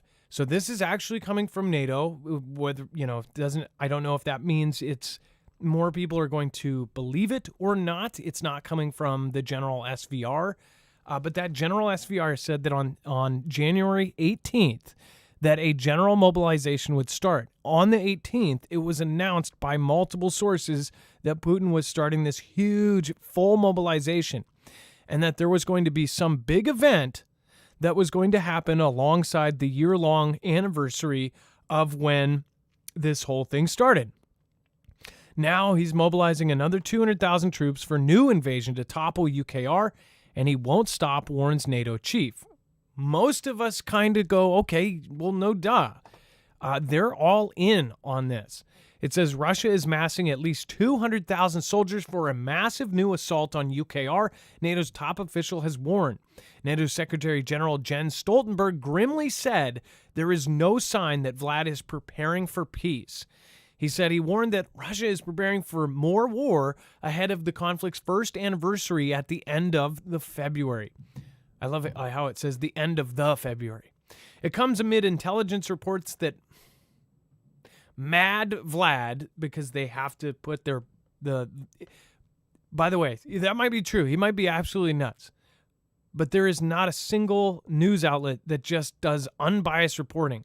It just can't say his factual name. They have to say Crazy Vlad, Desperate Vlad, this and that. That's an opinion. I'm sure the people in his personal circle, it's just stupid. Nobody knows what the guy really is because nobody is actually talking to the dude. But they say Mad Vlad is maybe readying for a massive new offensive. If this is going alongside what those General SVR said, and they said that this General SVR, which is equivalent to Russian CIA, that whoever was in that Telegram group that's put out that very specific warning on the January 9th that ended up partially coming true on the 18th, And again, the only reason it hasn't fully come to truth is because they say it would be 2 weeks past that all the rest of the stuff would happen, and February 24th would be the big things. Then we have a problem here, because this is now confirming a lot of this. It says, and it's been reported that Vlad could launch a new blitzkrieg-style onslaught in attempt to win the conflict by taking Kiev. UKR fears the assault could coincide with February 24th, the first anniversary of Vlad's invasion. Now, by the way, every time they have said that he's totally about symbolism, which I bet he is. So when it does happen, it probably will be on a day like that. But every time they've said, this anniversary is coming up, it's always been BS. It's never been right. It's never been correct. But I do believe the February 24th in this part, I think that they are going to go big, but more so because those Patriot missile systems are going into play, not because of the anniversary. Dex, what do you think about Stoltenberg saying that to prepare for the long haul, and it's extremely important that Putin doesn't win? Well, it's clear that the West is pushing this and pushing not only the UKR conflict, but pushing more of a wider potential escalation. And when they talk about the long haul, when they talk about where it's going from here, and the fact that we're basically supplying everything, they're pushing for something bigger. They're not asking to come to the table. They're not looking for reasonable compromise. They're not saying let's put an end to this as quickly as possible and end this conflict. That's not what they're saying at all. They keep beating the conflict drum, so to speak, even though they're technically not in it, but technically they are. And so it's only a matter of time, in my opinion, before this goes from being a proxy event in UKR to expanding beyond that. Yeah, but it says we see the opposite. We see that they are preparing for more war, that they are mobilizing more soldiers, more than 200,000 and potentially even more than that. And they are actively acquiring new weapons, more ammunition, ramping up their own production, but also acquiring more weapons from other authoritarian states like Iran and North Korea. It says, and most of all, we have seen no sign that President Putin has changed his overall goal of this invasion, that is to control a neighbor, to control UKR. So as long as this is the case, we need to be prepared for the long haul. This is Jens Stoltenberg, NATO chief, saying we need to be prepared for a long conflict, right? Well, a long conflict means that there's more chances for us to get involved. And that's the bad part about this, is this is now becoming something that's really irreversible. I mean, it's already way past that. So we'll see. We'll see what happens. I hope people, we're going to get to the final section of this. We're going to talk about some of the stuff that's coming through the Fugel fam kind of grapevines, and we're going to talk about the 93%. We're going to talk about all of that. Real quick, I want to remind you guys, if you don't have long-term survival food, if you have seen American Blackout or apparently Blackout UK, then I'd highly recommend this. It's an eye-opener to say the least. One thing that had down that was very realistic is how people will be emptying out the stores immediately. We saw with CV, after CV, I don't understand why anyone, even anyone across the United States at least, would not understand the importance of having extra food. Mind you, the CV was not, I don't want to downgrade how horrible that was, because it was crappy for all of us, and we know it was shady as hell. But as far as the stores emptying out, I mean, people said that they were worried about TP and the frickin' shelves emptied. Imagine if we have a brain-eating thing, or Ebola or something, or if we have World War III or a strike on U.S. soil, any of that stuff goes down. If our grid goes down, which again, we're going to talk about that in here in a second, if any of that happens, the stores will literally be emptied out immediately. And this is why they say most people have an average of 3 days of food and water in their house. That is absolutely stupid at this point. All of the richest and most influential people are all telling you that one or another scenario is going to happen, and they are absolutely faithful towards it, whether it be a virus, whether it be a conflict, or whether it be a cyber event. All of these things are being said right now. So it makes sense to get yourself some backed up extra food that will last a long time. You can also do it yourself as far as if you freeze dryers are expensive, but you can learn how to dehydrate. You can get this kind of stuff, and you can try to do it yourself. And again, it is very possible. It takes effort, and I know that anybody could do it if they really put their mind to it. So if you can't afford something like this, make sure to use some of our other channels in the Foogle family to make sure to go learn how to dehydrate, learn how to can, learn how to do all of these things. But if you do have the ability to right now, while everything is held together, then make sure to go over and check this out. You can get long-term survival food, very affordable. The 3-month package is $200 off, which puts it at under $600 for a 3-month supply. When you break that down into essentially $200 per month, and then that's 30 meals, that's a huge deal being able to have it. And it lasts 25 shelf years. So this food will be good. A best buy, not even it doesn't go bad. It will be best eaten by 2052. So go over and check it out. I would also suggest checking out the freeze-dried meat bucket. That definitely goes along with it. Some of their competitors are up to $2,000, and some of those competitors are really great. But the thing is I would highly recommend looking at a whole broad range of foods. As far as the more expensive ones, there's different. A lot of it is packaging, but again, you can get all sorts of different types. I would say with this one, it would definitely be a really good thing to get not only a 3-month, but then to get a freeze-dried meat package with that. That's what I have done. Now I'm working on my 3rd package. But again, you should try to save up or do a meal at a time if you can. Marfooglenews.com/prep. You can also get iodine tablets there if you go to the top tab, and the Alexa Pure Pro. Water will be essential. If you've seen that movie, you'll know exactly why. Again, marfooglenews.com/prep. And then Russia plans to receive Iranian ballistic missiles against which UKR's air defense is powerless. So this is a very specific kind of missile, and they say that UKR's current air defense can't hit it, right? Is that roughly what this works out to be? That is correct. So, what they're currently dealing with is mostly what you would think of as cruise or aircraft, coming across the sky, cruise missiles, aircrafts, and that's what their current systems are designed to do. They're anti-aircraft missiles, but a ballistic trajectory goes into space. It goes up above the atmosphere and then re-enters back through. And that is something totally different. And of course, they're saying they need Patriot PAC-3s and SAMP-Ts. These are much bigger, better missile defense systems because, as we know, they need everything that they can get. They want it all, and if they don't have it, they need it. And if they don't think they need it, they'll find a reason to say they need it, because we have to send everything we have to their country.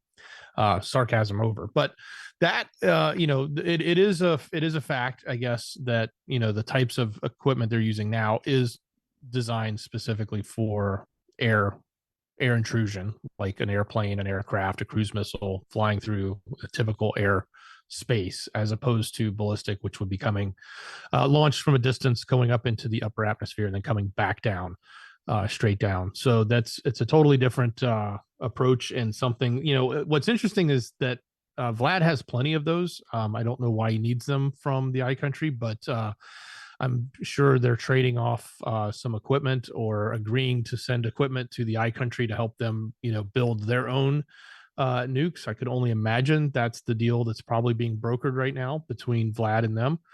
Give us more munitions, give us more drones, give us more, ballistic missiles, and we'll help you with your endeavors. That seems to be the path. Now, no evidence on that. That's just my speculation. Well, yeah, give them jet planes, give them everything. Yep. As far as, with all of the different things that they say are shipping there or shipping out, one thing I want to point out is for us, wherever you may be, whether you be, if you're in Europe, a lot of you are most likely paying a closer attention to this than here in the U.S. I know a lot of people who do not pay attention to this whatsoever. They're, whatever the big story is or the big person, the big thing that's happening, they're totally, utterly focused on that. A lot of people forget the big picture and look at the small picture that is being presented conveniently in front of their face for that day. And they're up in arms about it. But really, the big picture is we have to look at what is changing around us besides what's happening with this conflict. What is actually happening to us? How can this conflict actually affect what we do here at home? How can it affect our finances? How can it affect our actual legal system? Like, all of these different little changes are going into play, and it has in part something to do with what is happening overseas. So I guess one of my main points is that more people, and you guys already pay attention to everything, but more people need to be getting into what is happening across the planet and not saying, oh, well, if it's not here, I don't care. I'm sure most of you know somebody that just doesn't care. They don't care about Brazilian politics or this or that. There's a big picture here, and the U.S. is involved in almost all of them. And that's why there's a lot of tests being run right now. And unfortunately, I think it's because we are headed towards some pretty imminent bad scenarios. And then U.S. Bradley, IFVs already en route to UKR. Everybody's been talking about tanks. We're sending tanks. Again, I think that this is a smaller deal than what is about to happen, which is this is the necessary escalation to get this thing all out of a spiral. We are sending an offensive weapon alongside with all of this other. And again, mainstream news is focusing on all these tanks. When, again, we've pointed out they're already changing their airports so they can fit in new airfields. So pay attention. And then it says a U.S. military-led response team that includes troops, civilians, and contractors from the U.S. and allied countries is providing real-time hardware support from a base in Poland to UKR forces on the front lines.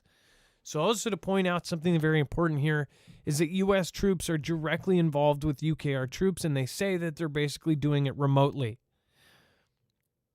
A gentleman passed about a week ago. Dex, what was that, like a week ago? And they said that he was an ex-Navy SEAL. And they said that he was basically supposed to be a current Navy SEAL, but went AWOL a couple of years ago. And that, was there an update on that? Because I'll just say how it looked then. He went AWOL from being a Navy SEAL, one of the most elite programs, and then ended up perishing being a volunteering to fight for UKR. So it's not like he was AWOL for the reason somebody was a coward and they deserted. They went to go fight for UKR. It sounded really bunk to me because this is a Navy SEAL, somebody who's gone through the roughest of rough things. To be a Navy SEAL, you've basically got to go through you got to go to hell and back for your country. You are basically reset and reprogrammed as a military drone. I mean, these guys are the best of the best. They are the most savage guys you know. And they're also the most loyal to their groups and everything else. I mean, they're basically reprogrammed. For him to say that he left, went AWOL, and then ended up not deserting because he was afraid of war, but volunteered in a secondary one and perished on UKR soil, makes me think that maybe he was actually sent there on purpose, and he was still on duty, and he was a SEAL. We had a whole conversation that day about all of the other things that have happened in the past where somebody perished. They did not get any awards, no medals, because at the time, the U.S. government or whatever government had to say, oh, this person was a deserter, this or that, to prevent a further huge ordeal. It would be an international deal. If we have a Navy SEAL that gets killed in UKR by a Russian missile or something, that's World War III. Dex, as far as what do you think about these forces in Poland helping from basically the other side of the fence? And by the way, was there an update on that to make that look more legit? as far as why that guy died in UKR? I have no update other than what we reported, but certainly the amount of investment that we're making, not only in dollars and equipment, but in our own human capital, spending time training.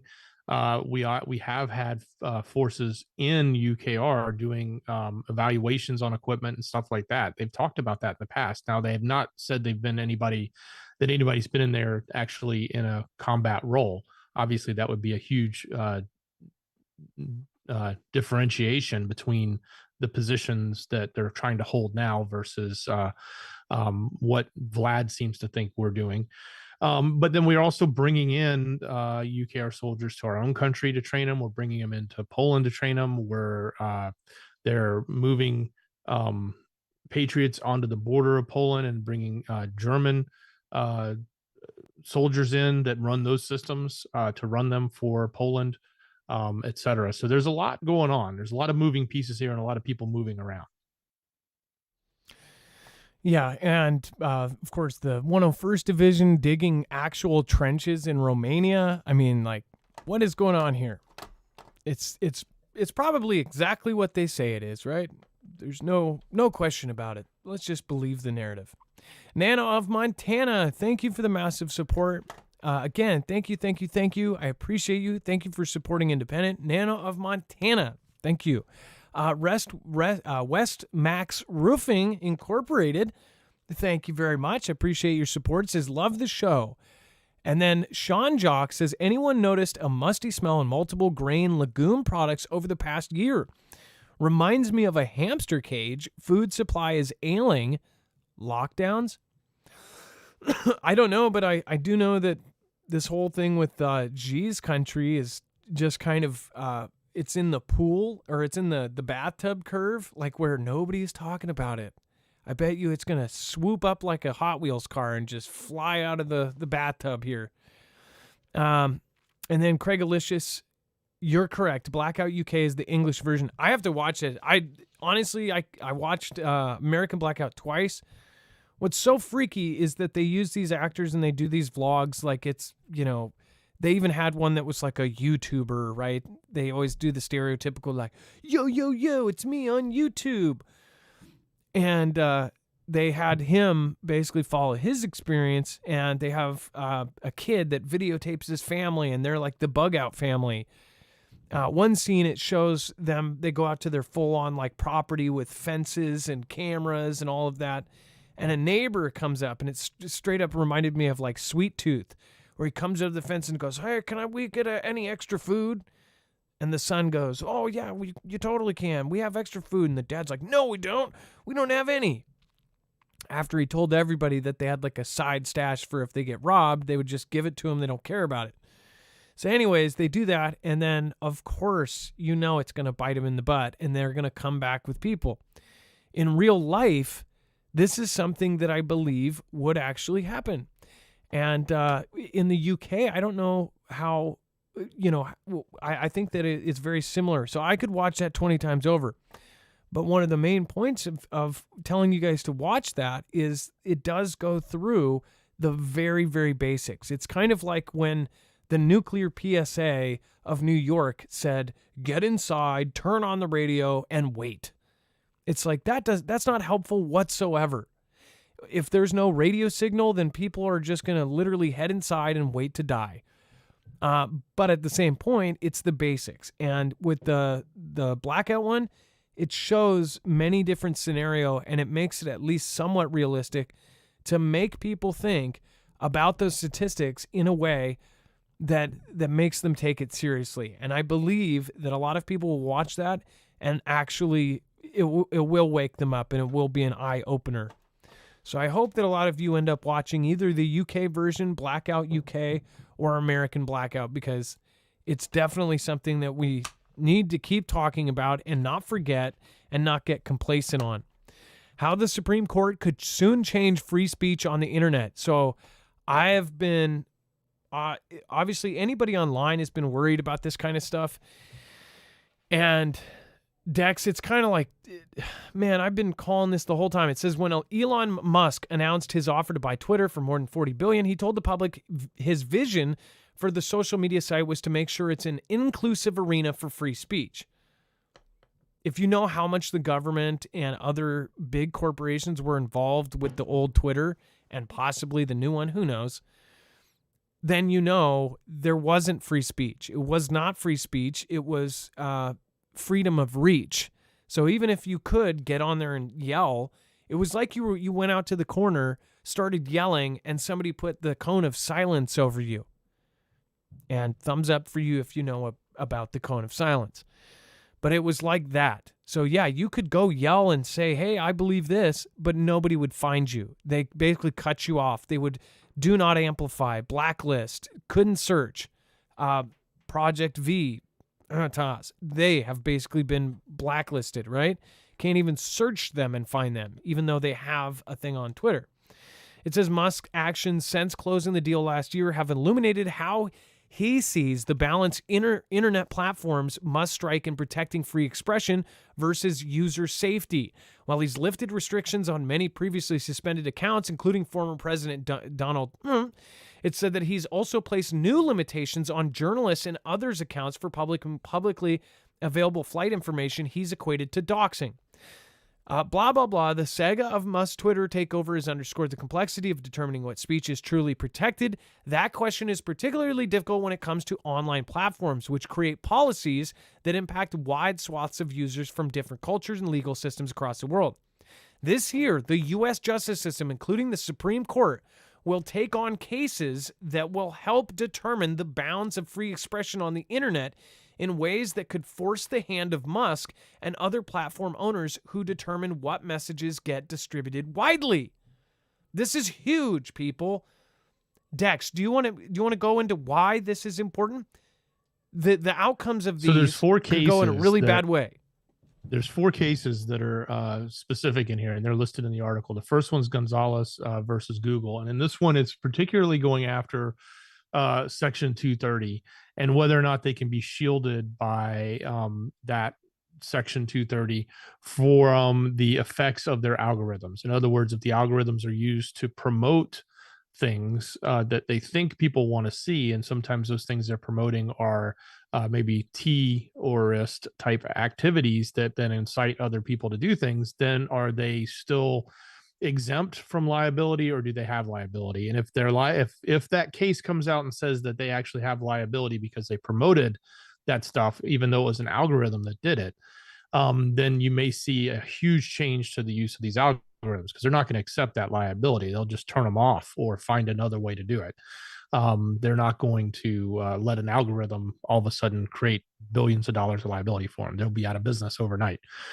The next case, Twitter versus Tamina, is similar, but this one is in the case of saying that if a company, in this case Twitter, is actually looking for T or S type of content, does that actually mean that they know it exists? And if they know it exists, are they liable for it? So that's kind of a big one. And then of course you got the Florida cases. So Florida and Texas, so it's some challenges to their laws, where they're saying, hey, you can't censor certain things. And by saying they're doing that, they're telling a business doesn't have the right to have its own terms of service. So a business, being a social network, may say, hey, we don't want to allow this, but the state is now telling them that you can't take that down because you're now taking away that other person's right to free speech. But in this case, the business has a right to abide by its terms of service that it wants to create. So that's an interesting case.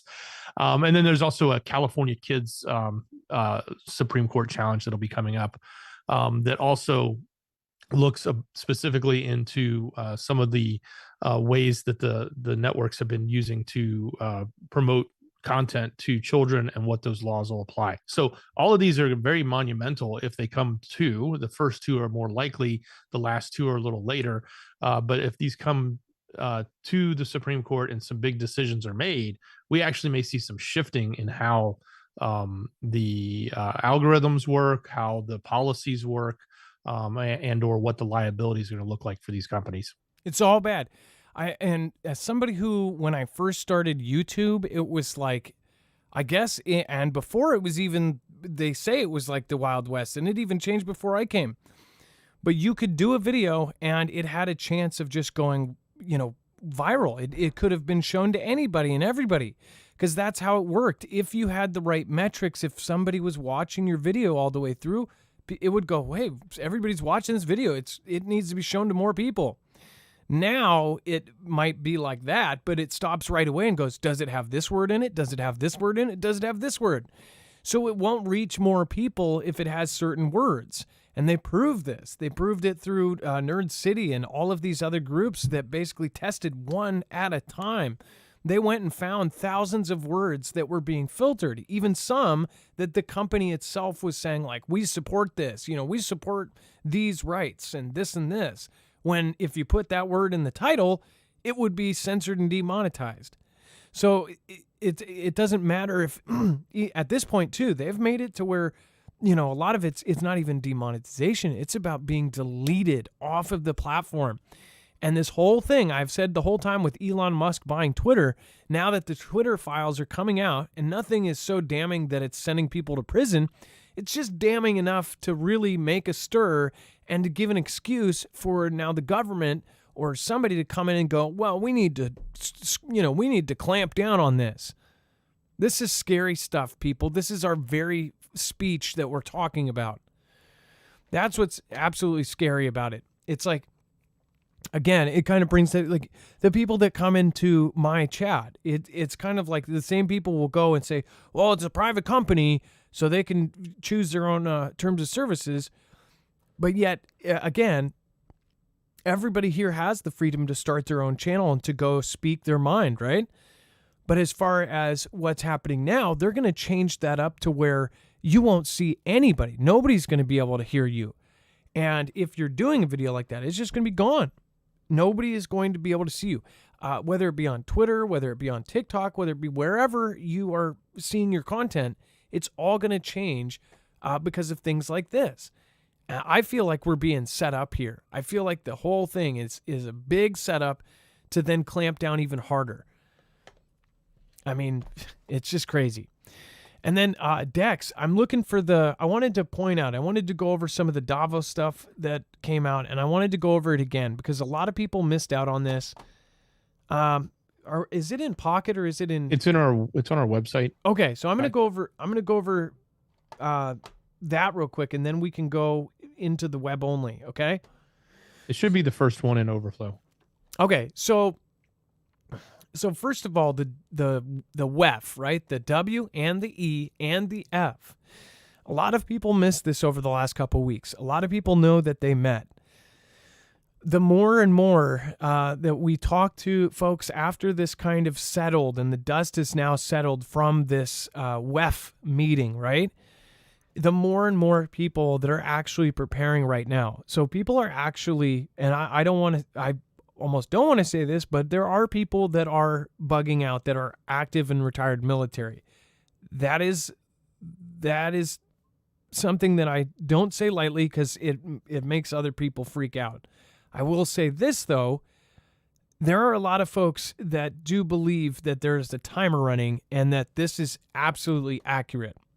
As far as the studies that they did and the people that are involved, the more you look into who is involved and who is saying it, it's pretty terrifying. Again, I want to remind people, this is stuff that you should already know, but people are not taking seriously.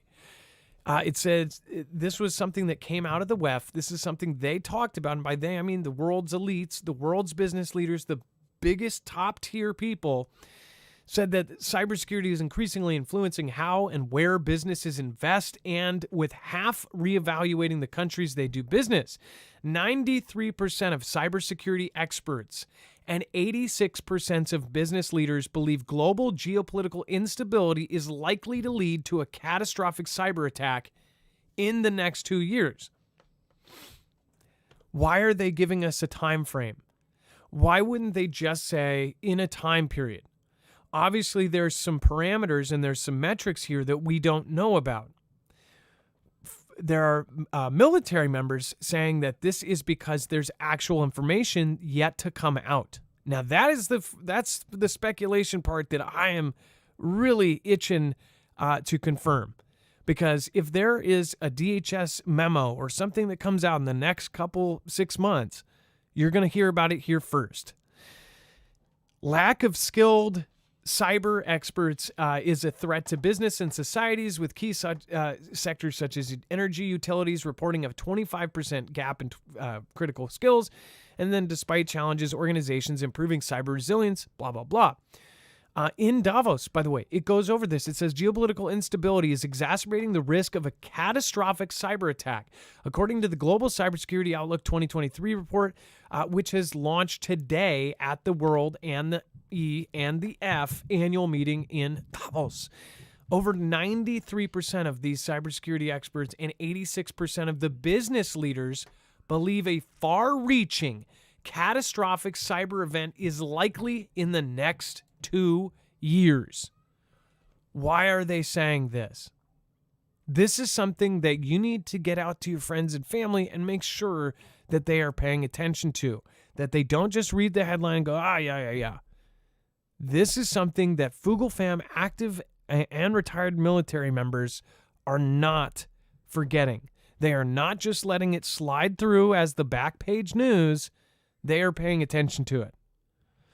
Now, whether it's orchestrated or it happens on accident or they're just guessing, that's up for par. But there is a lot of active and retired military folks saying that they're hearing that this is not only a huge probability, but this is something that they are preparing for as an active threat right now. So I wanted to point that out. You cannot say that we did not warn you. When it's coming out of this meeting, everybody wants to go, if it's coming out of that, is it BS? I don't know. This is the WEF, right? Everything that they said 5 years ago and 8 years ago, all of these things that they said they would do, they have done. And that's what's really freaky. As far as the changes they want to make to our world, a lot of them are happening on the back channels, and they're even pretty public about it. They're saying, we're putting our people in almost every government in the world. So pay attention, people. If you think there's something going on already, just wait. We haven't even gotten to the crazy stuff yet. I'm not saying this to scare people. I'm saying this because people should not only know about it, but when you're thinking about this, this isn't just like, we got Dawn down at the laptop shop to weigh in on this. This is the very top people, the same people that are in the same pool that they're polling to work for the best agencies in the world, saying they believe this instability is going to lead to a catastrophic cyber attack. Something big is happening right under our noses, and whether it be grid down or some other scenario where the bank shut down, you have all of the other key signals that this is something that is not only real, but is a present danger.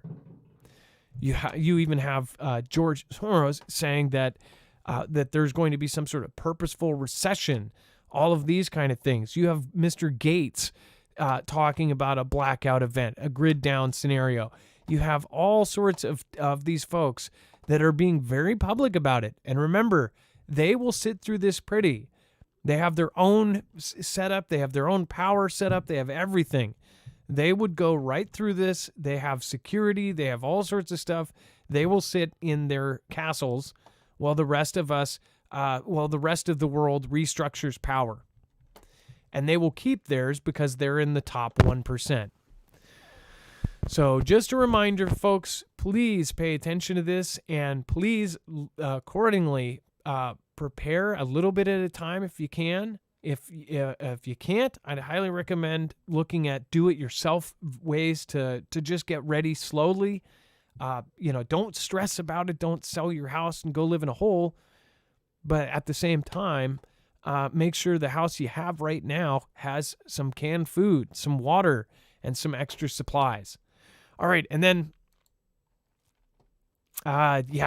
insane stuff. And then make sure to go watch this.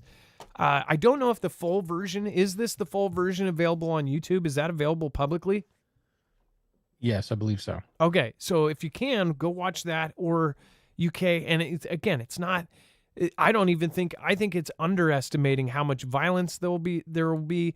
I think it's underestimating a lot. So again, make sure to go check that out. And then Dex, why don't we go over the rest of the web only? Wow, lots going on. So head over to marfooglenews.com, click on the thumbnail for the show. You will land on this page that Adam is showing you. This is everything that we've just covered, and you'll hit this yellow bar of overflow. That's the rest of the story. If you're on YouTube or on Rumble, there's a quick link. It's called show notes. It'll take you right there. It's in the description. Make sure to click on that. It'll get you here. Some additional updates going on in with the UKR conflict. So other things happening, such as Putin and Prigozhin and Kadyrov, I believe is how you say that, are all potentially meeting in Volgograd. They basically shut down certain areas of the city, so they're expecting him to show up there and have a meeting. Erdogan has said that he might actually approve Finland, but obviously he's still holding off on Sweden, so they may be joining soon. We'll be watching that as it plays out.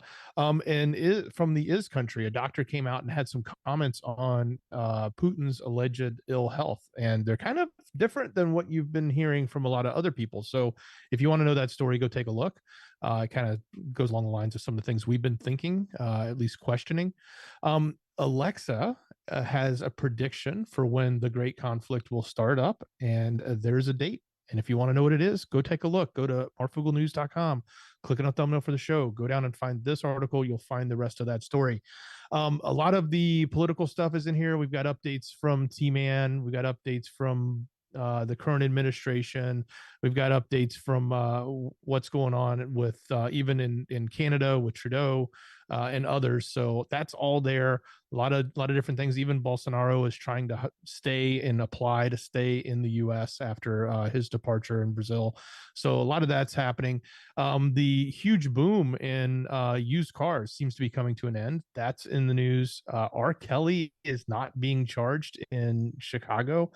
Many of you probably don't care, but maybe you do. It's kind of interesting, just given all the other things that have been going on. A new place was found in the Guatemalan jungle, a Mayan kingdom, which is kind of interesting. Chat GPT has created 5 billion in wealth from NVIDIA because of the future prospect. Everyone's thinking of how much of those processors are going to be needed for the growth of this platform of Chat GPT. So huge and future and valuation is going in, and that's a lot of money that's happening. Some Marines were fooling around with a DARPA robot, and were actually able to hide from it using cardboard. It was kind of funny. If you want to learn about that, and so much more. There's a lot of other updates, including in Xi's country. One province is actually allowing more children to be born. I guess obviously going against some of the past policies they've had in place to control or limit their growth. Since they've now started to head in the other direction, I guess we're seeing some of that being reversed. So that and so much more, it's all there. It's on marfooglenews.com. Click on the thumbnail for the show, or open up the description and click on the show notes link. It'll take you right here. Imagine a government that told you when or where you could have children. I mean, just insane. Nana of Montana, thank you so much again for the support. Says, thank you all, and I will try to come by. Thank you. It says, I will try to come and say hello when I can. Please take care, and God bless. Thank you for prayers. I have to get off my hips, so good night. Love to you all. Nana, I hope you are able to listen. Thank you so much. Thanks for being the top supporter tonight, Nana of Montana. Thank you over on D-Live. Thank you, everybody that has popped in. Chance and Jammer, the mods. Of course, April, if you're there, thank you for modding and keeping it down. Let's see here. Johnson, thank you so much. I appreciate you over on D-Live as well. And thank you, everybody who has made it. Make sure to go over to marfooglenews.com/friends. All of our wonderful mods are over there, so please make sure to go check that out. Again, that is marfooglenews.com/friends. And then, of course, you have Chance, Bones, CJ Blaze, Jammer1, Lisa R. Hall, Rip Crow Readiness, RJL Harris, Ilea, Trinity Red or Blue Pill, Hi-Ho Kermit the Frog here, and Wages World. All right, thank you guys. And Wages also has a great channel that he has also helped on the back end with. Lifeboat, him and Tommy have done streams together. Tommy is a great guy They help folks that are dealing with any kind of addiction. So make sure to go over and check out the channel down there in the Friends Zone. I guess, it's not called the Friend Zone, but I guess it's a good thing to be in the Friend Zone, right? All right. Thank you, Dex. I appreciate you. Much love. Great job, brother. All right, and it is now time for the shoutro. It's not an outro, it's not a shout-out, it's a shoutro.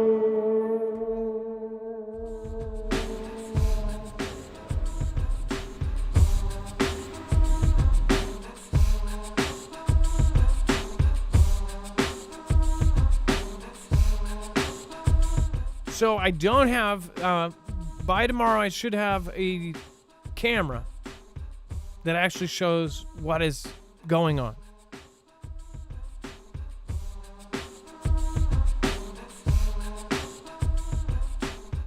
But mainly this is to say thank you to the people that matter most, you.